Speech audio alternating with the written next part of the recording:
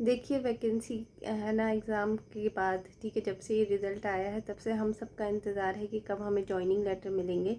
पटवारी के joining letters जो हैं वो डिस्ट्रीब्यूट हो चुके हैं ऑलमोस्ट, ठीक है। उसके बाद जो ग्रुप 4 वाले थे उनके डिस्ट्रीब्यूट हुए।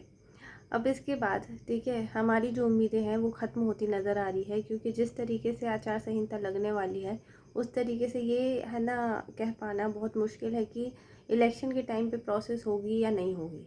एक तो टीचर की जो जॉइनिंग प्रोसेस है उसको हम समझते हैं तो हमें समझ में आता है कि जैसे बहुत सारे जो गेस्ट फैकल्टी के टीचर हैं उनको एक्सपीरियंस सर्टिफिकेट बनवाना है, और उसके साथ साथ ठीक है बहुत सारी प्रोसेसेस हैं जिसको कंप्लीट करने के लिए ठीक है काफ़ी समय लगने वाला है, ठीक है। अभी हाल फिलहाल में EWS की जो है ना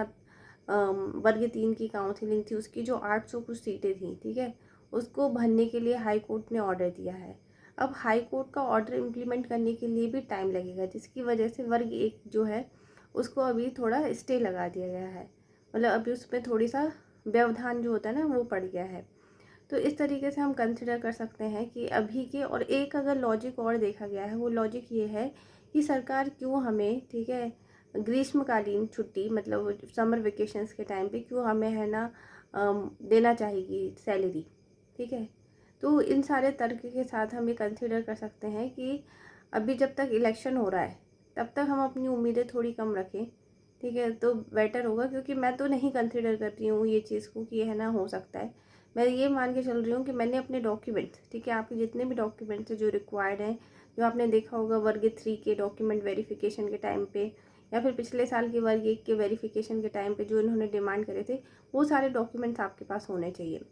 अब जब आपके पास ये सारे डॉक्यूमेंट्स होंगे तो चाहे वेरिफिकेशन अभी हो, चाहे वेरिफिकेशन बाद में हो, चाहे जॉइनिंग लेटर आपको अभी मिल जाए, चाहे जॉइनिंग लेटर आपको बाद में मिल जाए, आपको कोई फ़र्क नहीं पड़ेगा। सिर्फ आपको ये होना चाहिए कि आपकी तैयारी पूरी हो, ठीक है, कि जब भी वो डॉक्यूमेंट वेरिफिकेशन के लिए बोलें और तो आप अपने पास की जगह पे जाके डॉक्यूमेंट वेरिफिकेशन करवा पाएँ, और साथ ही साथ आप ऑनलाइन भी डॉक्यूमेंट वेरिफिकेशन करवाने के लिए अपने डॉक्यूमेंट्स को अच्छे से रेडी रखें। बाकी ये बुरा तो लगता है कि सबकी प्रोसेस जल्दी हो गई,